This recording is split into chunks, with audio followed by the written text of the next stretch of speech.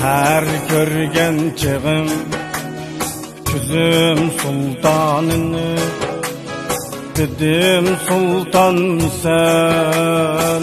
O dedi yak yak Seher görgen çığım Küzüm sultanını Dedim sultan sen O dedi yak yak Gözleri yalqulluq Kolları xınlık Dedim çolpan sen O dedi yak yak Dedim ismin nime Dedi Ayxandır Dedim yurtun qayer Dedi Turpandır Dedim başındaki Dedi Cirandır Dedim hayran mısın O dedi yak yak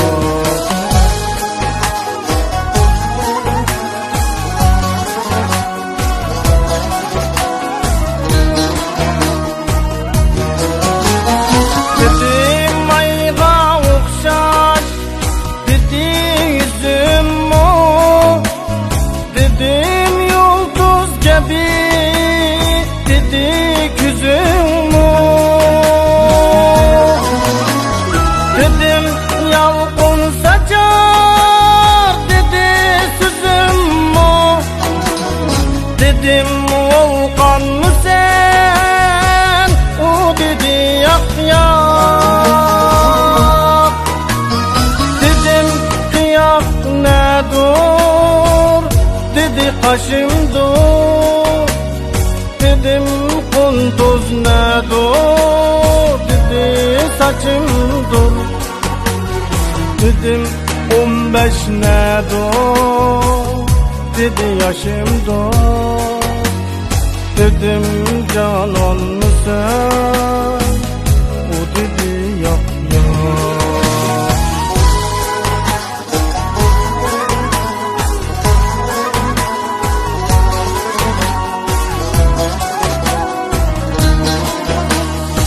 Dedim deniz ne dur Dedi kalbim dur Dedim rena ne dur Dedi livim dur Dedim deniz ne dur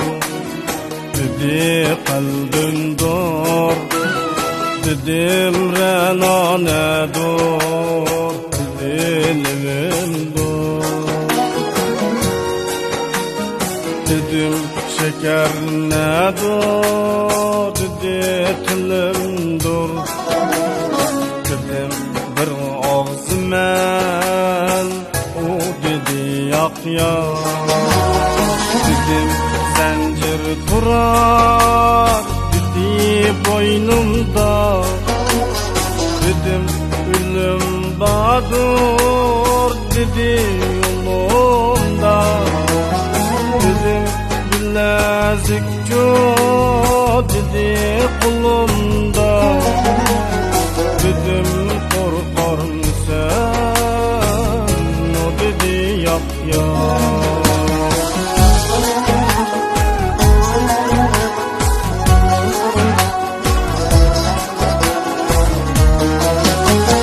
Dedim niçin korkmazsan